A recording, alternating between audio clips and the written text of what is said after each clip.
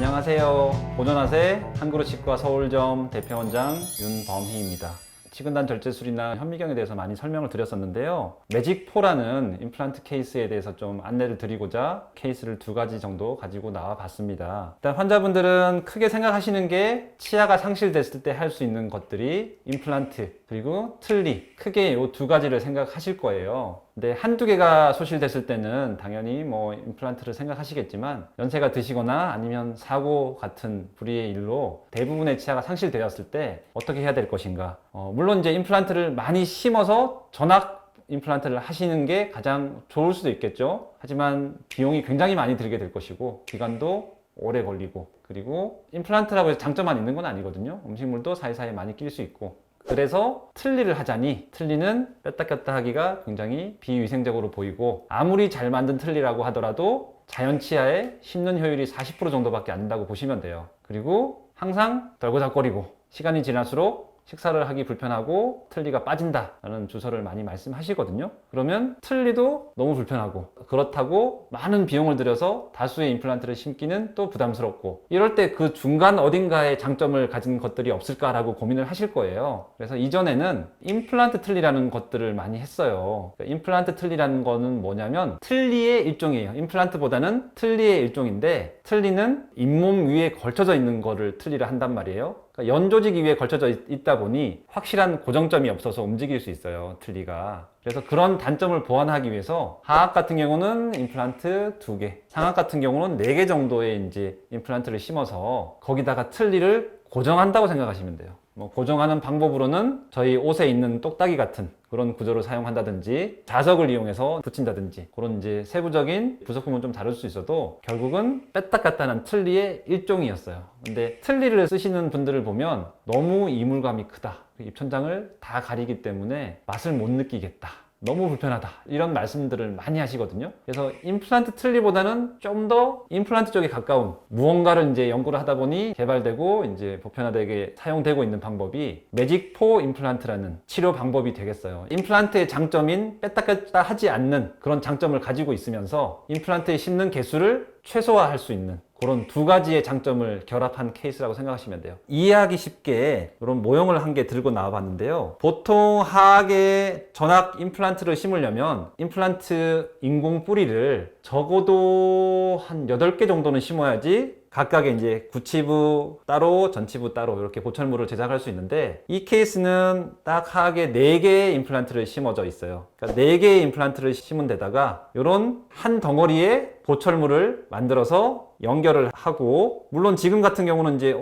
똑같이 뺐다 꼈다 하는 거 아니야 라고 생각하실 수 있겠지만 작은 나사홀이 있어요. 이런 홀을 통해서 조여주면 빠지지 않는 고정형으로 만들 수 있는 거예요. 이런 방법이 4개의 임플란트를 사용해서 고정형 보철물을 만든다고 해서 매직4 임플란트라고 생각하시면 될 것 같아요. 이 방법의 장점은 임플란트를 경제적인 이유 때문에 적게 심는 경우도 있겠지만, 너무 치조골이 소실되어 임플란트를 심을 뼈가 없는 경우가 있어요. 여러 개의 임플란트를 심지 못하는 경우에 군데군데 어떻게든 심을 수 있는 부위가 최소한 4군데만 있다면 4군데에 임플란트를 심어도 이런 고정형 보철물을 만들 수 있는 방법이고요. 또 통상적인 임플란트 보철물을 만들기 위해서는 임플란트 뿌리, 픽스처라고 불리는 이 뿌리들이 어느 정도 각도가 맞아야 돼요. 각도가 맞아야지 보철물이 한 덩어리로 한 방향으로 이렇게 맞춰질 수 있는데, 이런 매직4라는 방법은 어떻게든 각도가 좀 많이 삐뚤어지더라도 뼈가 좋은데 심으면 가능을 합니다. 왜냐하면 이런 T바라는 중간 구조가 만들어지는데, 이 T바에서 보철물이랑 연결되는 수평이 맞는 이제 그런 구조를 얻을 수 있게 제작이 돼요. 물론 이 T바는 맞춤형으로 제작이 되는 거고, 이런 중간 구조가 있기 때문에 설사 이 픽스처의 각도가 많이 삐뚤삐뚤 하더라도 뼈가 더 좋은데 심으면 되는 것이고, 최종적으로 하나의 보철물을 이렇게 이제 얹어서 고정형 보철물을 만들 수 있다. 그리고 물론 이제 이런 매직4 임플란트가 좋으면 무조건 이것만 하면 되지 않냐라고 생각하실 수 있는데, 이 매직4라는 방법의 단점이 뭐냐면 한 덩어리로 들어가기 때문에 잇몸이랑 보철물 사이에 공간이 어쩔 수 없이 이제 턱이 진 부위가 있기 때문에 이런 부위에 음식물이 끼는 게 단점이 될 수 있고, 저희가 이제 매일 일상생활에서 앉는 의자가 다리가 4개잖아요. 그러니까 그러니까 다리가 4개가 있기 때문에 안정적으로 어느 정도 힘을 받쳐줄 수 있지만 이것 중에 하나라도 문제가 되면 나중에 임플란트 주위염이나 탈이 나면 그 안정성을 얻기가 좀 힘든 단점이 있긴 해요. 그래서 이제 저 같은 경우는 임플란트를 심을 때 4개면 충분하고 안정적이라는 결론이 나와 있긴 하지만 하나나 2개 정도 임플란트를 더 심어서 더 안정적으로 지지를 얻을 수 있고 개수가 좀 늘어나면 당연히 저장력을 분산시킬 수 있고 그리고 개 중에 하나 정도 또는 2개 정도가 오랜 세월 사용하다가 망가지더라도 나머지 것들에서 이제 충분히 기존 보철물을 계속 사용할 수 있기 때문에 환자분 여건에 따라서 적게는 4개지만 많게는 6개까지 심어서 안정성을 확보할 수 있는 그런 방법이다 라고 생각하시면 좋을 것 같아요. 저희 병원에서 진행한 매직4 케이스 보여드리도록 하겠습니다. 69세 여성분이셨고요. 예전에 이렇게 임플란트를 여러 개 심으셨어요. 고정형으로 많이 심으셨을 것 같아요. 또 이런 얇은 임플란트가 심어진 걸로 봤을 때는 뼈도 폭경이 굉장히 적게 남아있기 때문에 하중을 견디지 못하고 임플란트가 뼈 속에서 다 부러진 것 같아요.